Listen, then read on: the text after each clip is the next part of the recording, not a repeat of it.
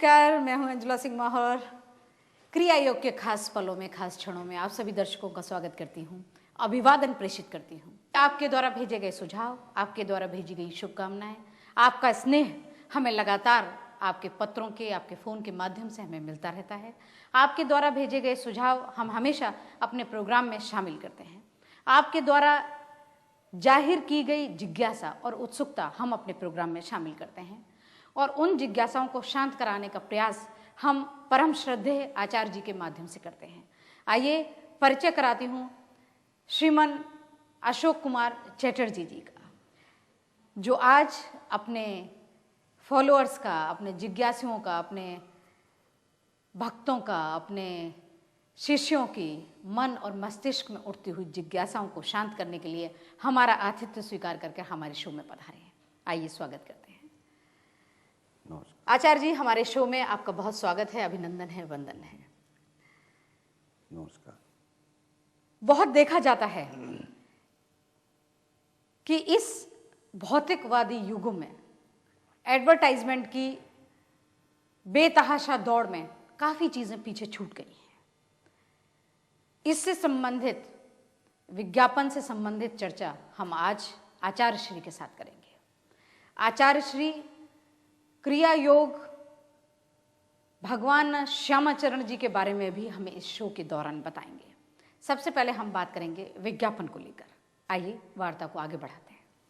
आचार्य श्री, हमारा प्रश्न है कि तमाम दुनिया में भोगवाद बहुत तेजी से आ गया है, भारत में भी आ गया है।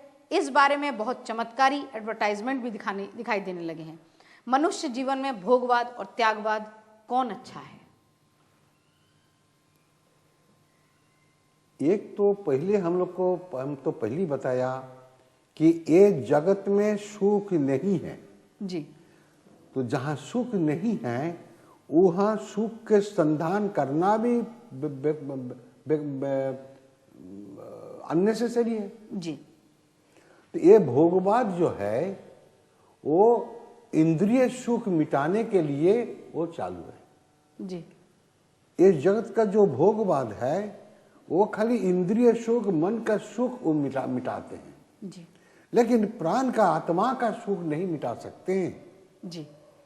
तो पहले आप देखिए कि ये भोगवाद के माध्यम से किसी को आत्म सुख नहीं मिलेगा जी। इटर्नल ब्लिस नहीं मिल सकता है जी।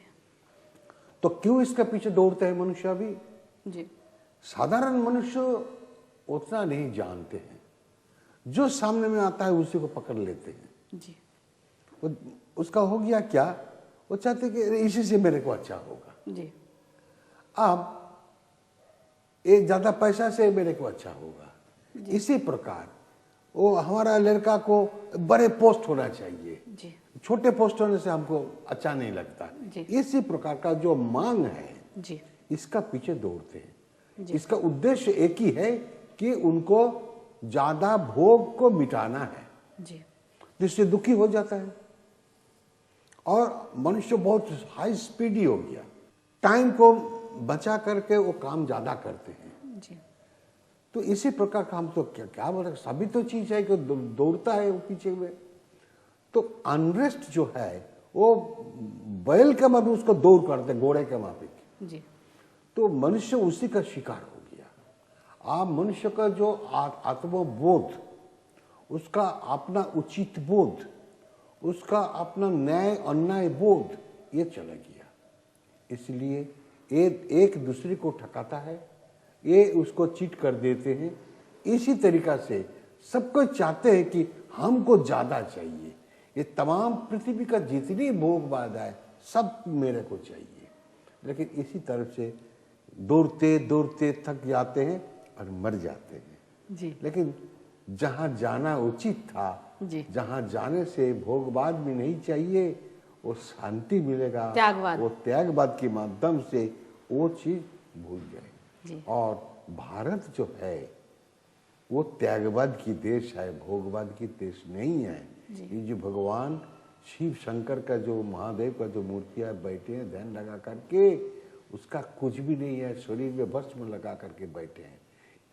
जो दुनिया का सबसे बुरा चीज है जो भस्म, जो कि सब जल करके उसको जला करके फायर में जो जो ऐश रह गया उसी को तो भस्म कहते, वो तो वैल्यूलेस है, उसी को शरीर में लगा करके वो बैठे जी। मतलब उनका कुछ भी नहीं चाहिए जी। तो ये जो कुछ भी नहीं चाहिए त्यागवाद में, उसी से वो विश्वनाथ बन गए। लेकिन जो भोगवाद में है वो विश्वनाथ नहीं विश्व भोग बनते हैं उसको, तो उससे उसका मृत्यु और दूसरा चीज नहीं मिलेगा जी। इसलिए जो मृत्यु को जय कर लेते हैं वो अपना योग साधन करके उसका त्यागवाद चाहिए, भोगवाद नहीं त्यागवाद चाहिए। भोगवाद को छोड़ करके उसको त्यागवाद चाहिए। जी।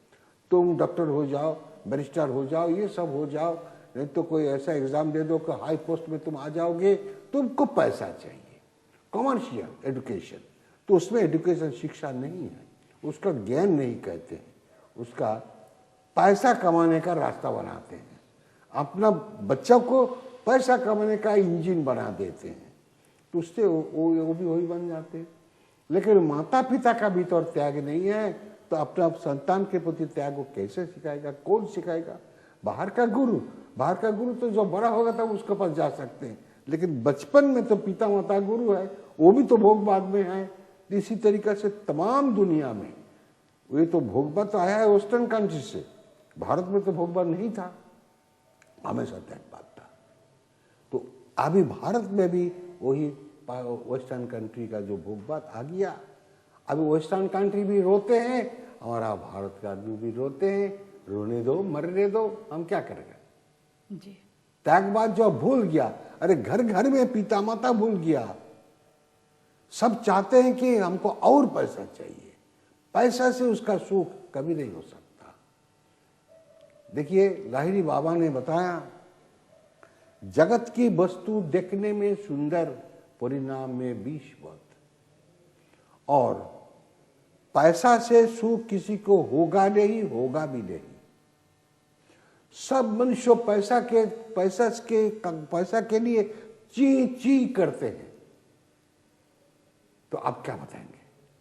तो ये जो इतनी जो खुद भगवान है वो भी कहते कि पैसा के पीछे मत जाओ, उसमें दुख है और भी दुख होगा, और तुम इतना पैसा लेकर के तुम रास्ते से जाओ, तुमको स्टैबिंग करके डकैत लोग आकर के ले जाएगा, और तुम्हारे पास कुछ भी नहीं रहेगा तो कुछ भी नहीं होगा तुम्हारा जी। ऐसा चले जाओ। इसीलिए हमारी ये साधु लोगों ने लंगोटा पहनते हैं, उसका कुछ भी नहीं चाहिए, लेकिन वो चीज भी अभी चले गए।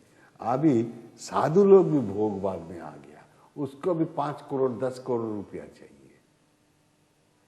आप जाकर के देखिए बड़े बड़े प्रतिष्ठान में। जी। आचार्य श्री ने बताया कि भोगवाद से बहुत अधिक उत्तम है त्यागवाद, और त्याग का रास्ता अपनाकर, त्याग को आत्मसात करके भगवान भोलेनाथ विश्वनाथ बने। पूरे विश्व के नाथ अगर कोई हैं तो भोलेनाथ, लेकिन सबसे ऊपर सर्वोपरि है त्याग की भावना, तब उन्हें प्राणी मात्र ने, पूरे विश्व ने विश्वनाथ स्वीकार किया। आइए जानते हैं कुछ और प्रश्नों के उत्तर। आचार्य श्री बताइए कि आजकल देखने में आता है कि दुनिया में प्रेम प्यार बहुत कम हो गया है, हिंसा बहुत बढ़ गई है, इसको सुधारने के आपकी नज़र में कोई उपाय या कोई तरीके हो? अभी माता पिता भी अपने संतान के प्रति प्यार नहीं रखते हैं। जो संतान कम पैसा इनकम करते हैं उसको ऐसा करते हैं जी। और दो संतान के भीतर जो संतान ज्यादा पैसा कमाते, आओ बैठो हवा लगाते खाना खाओ, और वो जो पैसा नहीं ला सकते हैं वो संतान के प्रति अरे होता है ना खाना खा लो, ये तो माता पिता को भी आचरण में दिखाई जाता है। तो यहाँ इस प्रकार का जगत में, इस प्रकार का मेंटालिटी में मनुष्य को जब मेंटालिटी आ गया पैसा जीवन का असली है, इस प्रकार मनुष्य से कोई अच्छा काम नहीं हो सकता जी। तो प्रेम प्यार कम हो गया, प्रेम प्यार तो ये तो दोनों तो माता का संतान है। जो संतान पैसा ज्यादा देता है उसका प्रति प्यार ज्यादा है, और जो संतान पैसा ज्यादा नहीं ला सकते उसका प्रति प्यार नहीं है। तो माता पुत्र से भी इतना फर्क हो गया, तो मार्केट में बाजार में हम क्या करेगा? तो हिंसा किस प्रकार बढ़ गई? और इसी से आता है पैसा दो नहीं तो भागो इधर से। प्रेम प्यार कम हुआ है तो हिंसा कम बढ़ी। तो हो जाएगा। ये सब तो भोगवाद से आया है। जी भोगवाद मनुष्य को एनिमल बना दिया। जी। और जो इसी- एनिमल का नेचर है वही नेचर ला दिया। जी, भोगवाद इतना प्रभावी हो गया है कि लोग हिंसा भी करने लगे हैं। अभी तो त्यागबान नहीं है तो प्रेम नहीं है, तो कुछ भी नहीं है। प्रेम नहीं वो है तो एनिमल बन गया।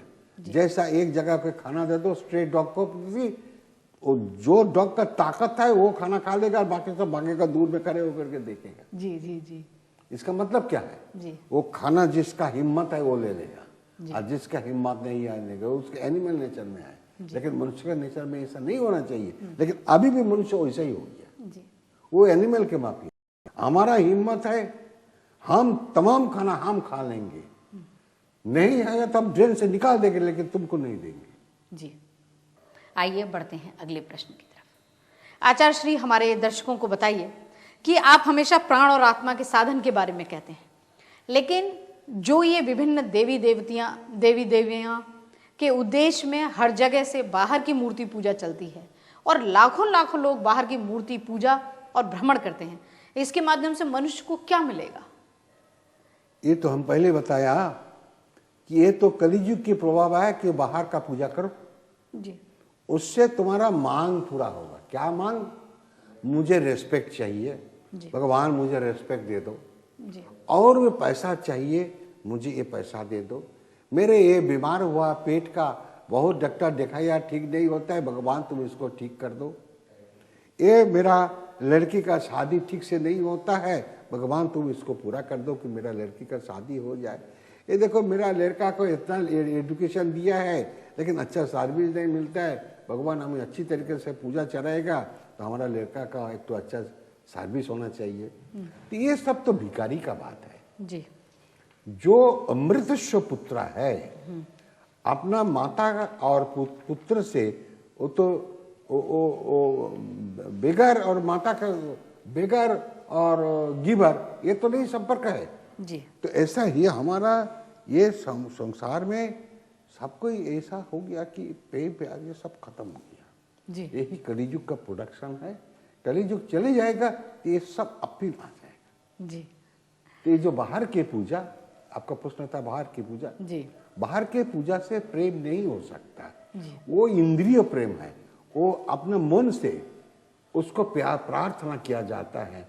तो हमारा मन का जो प्रार्थना है, वो जो अतीन्द्रिय भगवान है उसके पास कैसा पहुंचेगा वो हम विचार नहीं करते। जी और वो दारू का और नहीं तो पत्थर का और नहीं तो कोई मिट्टी का जो मूर्ति बना करके मंदिर में रखा है, अगर वो भगवान होए तो हमारे पिता माता का हुआ हम फोटो रखे हैं, वो भी तो भगवान है। जी लेकिन वो प्रतीक है। हमारे पिता कैसा देखने में था, ऐसा देखने में था, जी इसलिए हम लोग रखते हैं और उसको प्रणाम करते। ठीक है, to paying respect is good. कुछ नहीं करना इससे अच्छा है कुछ करना, जी वो के लिए ठीक है। लेकिन वो फोटो जो है वो मेरे पिता माता नहीं है। जी वो जो मर गए उनके प्रतीक मैं रखा के भूल ना जाए, जी इसलिए रखा है। मेरे पिता तो मर गए, वो लेट हो गया, जी ईश्वर हो गया, लेकिन उस पे वो अभी देखते हैं कि वो जिंदा है, लेकिन वो हंसता नहीं है। वो जैसा हंसता था, जैसा उसका फोटो उठाया था वैसा ही है, वो डुप्लीकेट है। तो डुप्लीकेट कभी असली नहीं हो सकते। जी। आचार्य श्री, हमारा प्रश्न है कि लोग कहते हैं अभी पृथ्वी विध्वंस हो जाएगी, हाँ, इस बारे में आपका अभिमत क्या है? ठीक बात, ठीक बात। अभी हम तो सिनेमा नहीं देखते हैं, हमको टाइम भी नहीं है और इच्छा भी नहीं है। तो एक सुना कि 2012 एक तो सिनेमा निकला था जी जिसमें वो बताते हैं कि वो ध्वंस हो जाएगा पृथ्वी। जी अरे इतना बड़ा पृथ्वी कौन बनाया? कोई मनुष्य बनाया? तो इसको मनुष्य कैसे उसको कहते हैं कि वो भूकंपन से वो जला पानी ज्यादा हो जाएगा, इस नेचुरल कैलेमिटी से वो ध्वंस हो जाएगा। नहीं, ऐसा वो तो हमेशा होता है। कभी कभी तो कोई कोई जगह में भूकंपन होता है, 100 200 500 आदमी मर जाते हैं, वो तो हमेशा होता है। लेकिन वो कोई नया चीज नहीं है। ये एक कल्पना है, एक चिंता, कल्पना की चिंता है, लेकिन वो ठीक बात नहीं है। लेकिन एक परिवर्तन आता है जी, ढंग से नहीं, उससे परिवर्तन आता है कि कलियुग का अंत में आ गया, अभी वो लास्ट बाइट देता है, जिसको शेष कामुर कहते हैं, लास्ट बाइट। तो इसलिए अभी हमारे देश, सारा पृथ्वी में ये जितनी अन्याय है वो चीज आ गया, जो न्याय है वो दूर हट गया। अभी अन्याय का प्रभाव ज्यादा हो गया, तो ढंग से नहीं होगा। हाँ, एक हो सकता है कि एक युद्ध आने वाले हैं, सब कोई कहते कि मेरे पावर, मेरा मासल ज्यादा है, हम तुमको छोड़ेंगे नहीं, तुम्हारा लैंड मुझको चाहिए। लेकिन भारत ये चीज नहीं है। भारत आज तक कोई परराज्य को ग्रास नहीं किए, इसकी हिस्ट्री में नहीं है। लेकिन भारत को टुकड़ा टुकड़ा करके बहुत राज देश बन गए जी। तो भारत में देखिए, ये पृथ्वी के ढंग से नहीं होगा मेरे ख्याल से। लेकिन ये जो परिवर्तन आएगा, मैं तो पहले बताया कि सिटी लाइफ जो है वो भोगवाद के ऊपर है, वो खत्म हो जाएगा, ग्रामीण सभ्यता बचेगी। हाँ, जो ग्रामीण में आ जाएगा वो नया सभ्यता बनेगा, जहाँ हिंसा नहीं है, सबको ये ब्रह्म साधन में बैठेगा। वो लाहिरी बाबा भी बोल दिया, सत्य युग में सब मनुष्य यही साधन, ब्रह्म साधन करेंगे। इसका मतलब वो तो परिवर्तन करके चले गए ना, तो उनका परिवर्तन जो है वो तो मनुष्य का परिवर्तन नहीं है, और वो बता के गया है कि ऐसा ऐसा आ जाएगा। तो ढंग से नहीं होगा, वो बाई नेचुरल कैलेमिटी का माध्यम से ढंग से नहीं होगा। मनुष्य इसको ढंग से करेगा। क्या ढंग से करेगा? तमाम पृथ्वी को नहीं ढंग से करेगा, वो नहीं कर पाएगा, उतना हिम्मत मनुष्य का नहीं हो सकता। तो ये ढंग से करेगा तो वो दूसरे कंट्री में उसको बम मरेगा तो वो भी ढंग से हो जाएगा। ये सब सिटी लाइफ के ऊपर होगा, और नया ग्रामीण सभ्यता आ जाएगा, ये भोगवाद निकल जाएगा। आस्ते आस्ते इसका प्रेम और इसका ममता सब कुछ आ जाएगा। लेकिन इसीलिए जो कलियुग का लास्ट बाइट है, ये अभी बहुत दुख की टाइम है, इसका चुपचाप रहे और सब अपना प्राण के अपना का प्रति ध्यान रखे कि देखिए इसका क्या होता है दुनिया में, छोड़ो ना, जो होया होने दो। ढंग से तो होएगा जरूर, लेकिन वो नेचुरल कैलेमिटी में नहीं, उतना बड़ा ढंग से नहीं हो सकता, थोड़ा थोड़ा हो सकता है। ये तो एटॉमिक बम से हो जाएगा। आवश्यकता इस बात की है कि सन्मार्ग पर चलें, अच्छे काम करें और ईश्वर के प्रति आस्था और श्रद्धा बनाए रखें, सनातन धर्म का पालन करें, क्रिया योग को अपनाएं। आवश्यकता इन सारी चीज़ों की है। आइए बढ़ते हैं और आगे और प्रश्नों की तरफ। आचार्य जी बताइए कि इस समय में भारतवासियों का कर्तव्य क्या है, क्या करना चाहिए उन्हें? वेरी गुड प्रश्न है। ये भारत का अभी बड़ा खेल का टाइम आ गया जी। तमाम पृथ्वी को भारत बचा सकता है जी ये लड़ाई से। जी इस पृथ्वी में भारत जो है वो शांति का देश है। जी ये शांति का देश, उसको अनरेस्ट नहीं होना चाहिए, उसको पेशेंस के साथ वो रहे, उसी का जय हो जाएगा। कि ये युद्ध एक तो होगा जी। ये कोई नहीं रुक सकता, लेकिन भारत को शांति का जो वातावरण तमाम पृथ्वी में उसको लाने का कोशिश करना। भारत का लीडर लोग अगर सिर का गर्म कर दे, अपना दिमाग का गर्म कर दे तो खराब हो जाएगा। जी इसलिए भारतवासी शांत रहे। भारत का जो लीडर लोग है, नेता लोग है, उसका भी शांत होना चाहिए, जी बहुत सोच विचार के काम करना। जी अभी भारत एक तो मिडिल जगह में है। जी मैं राजनीतिक आदमी नहीं हूँ, लेकिन मैं भारत अभी देखते हैं कि भारत ये पक्ष में जाएगा ना ये पक्ष में जाएगा। जी ये एक तो प्रश्न है हमारे भारत के ऊपर। अब जिसका भी एक प्रश्न एक पक्ष में जाएगा तो वो ऑपोजिट उसका एनिमी हो जाएगा। जी वो भी पावरफुल है, ये भी पावरफुल है। जी अभी न्यूट्रल होने से भी दोनों तो इसी के ऊपर अटैक होगा। जी तो बहुत चिंता के साथ इसको काम करना है। जी ये भारत। मेरा जी। मैं राजनीति नहीं जानता हूँ, मैं राजनीति का नेता भी मैं नहीं हूँ, मैं धर्म को लेकर के चलता हूँ कि धर्म में दिमाग गर्म नहीं चाहिए। जी, कर्तव्य इसी तरह पालन करें आपने भारतवासी। कर्तव्य की तरफ रहो और तमाम भारतवासी अपना साधन में रहो। देखो तुम्हारा खराब करने वाले कोई नहीं है। जी, जो दुख देने वाले हैं वही सुख देने वाले हैं, तो उसका चरण पकड़ करके रहो, देखो तुम्हारी जय हो जाएगा। इसलिए जो महाभारत का युद्ध में देखा तो अर्जुन को भगवान कहते हैं कि मैं तो निरस्त्र रहूंगा, कोई अस्त्र नहीं है, और दुर्योधन पूरा तमाम अस्त्र लेते चले गए, लेकिन आखिरी में तो जय अर्जुन का हुआ ना। जी, तो ऐसा ही है, ये शिक्षा हमारा भारत को चाहिए कि इस भारत में भी हिंसा में है, क्योंकि इसका भी एटॉमिक बम बनाया।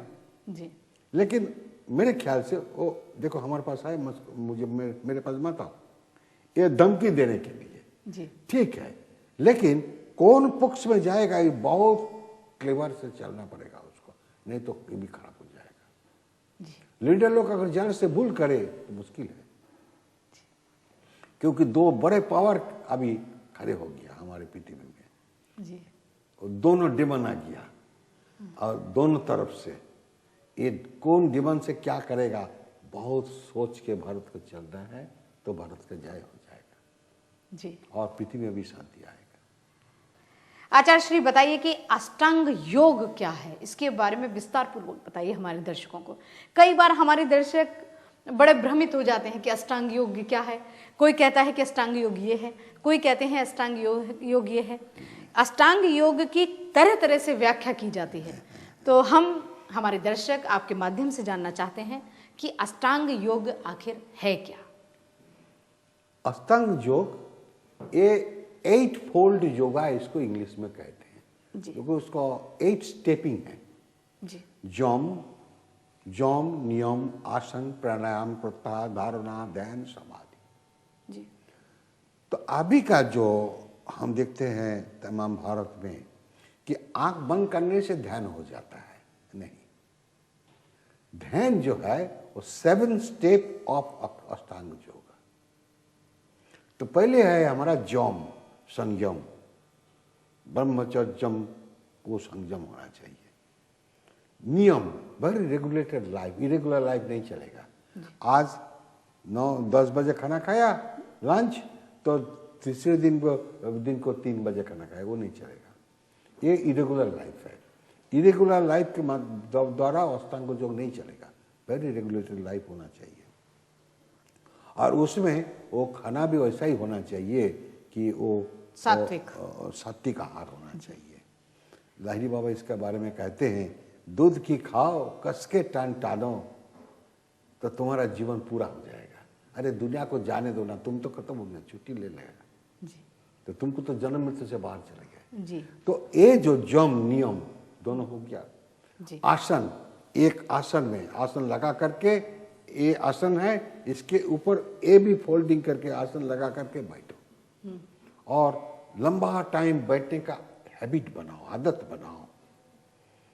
जम नियम आसन, ये तीनों के माध्यम से शरीर और मन गठन होगा, ये योग साधन करने के लिए।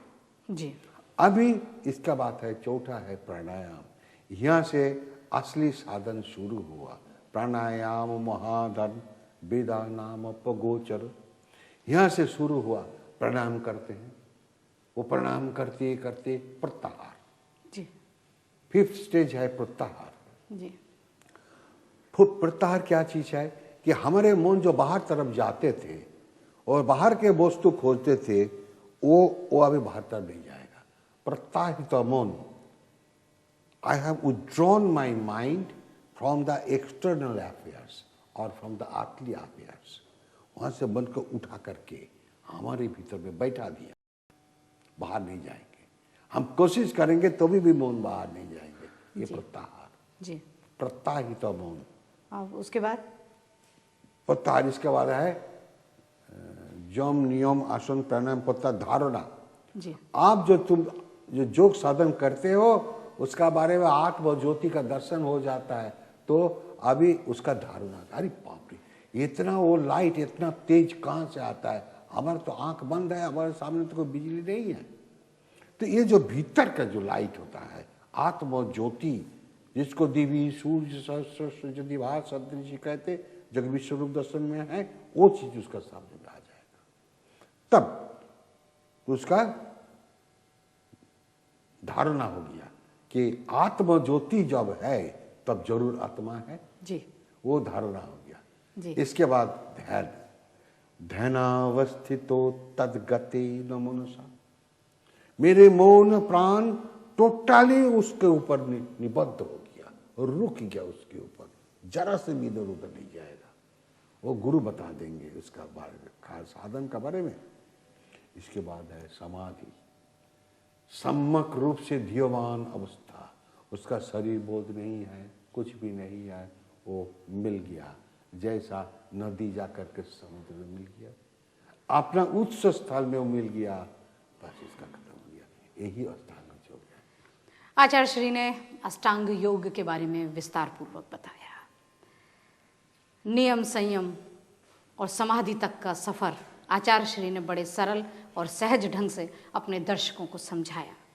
समय की मांग है कि इस शो को यहीं रोक दिया जाए, इसकी गति को यहीं विराम लगा दिया जाए और आपसे ली जाए इजाजत। आपको धन्यवाद ज्ञापित करते हुए, आचार्य जी को धन्यवाद ज्ञापित करते हुए और अगले हफ्ते मिलने का समय तय करते हुए मैं अंजुला सिंह माहौर मुझे इजाज़त दीजिए। अगले हफ्ते आज ही के दिन, आज ही के समय आपसे फिर मुलाकात होगी कुछ नए पहलुओं पर चर्चा करने के लिए। तब तक के लिए नमस्कार। नमस्कार।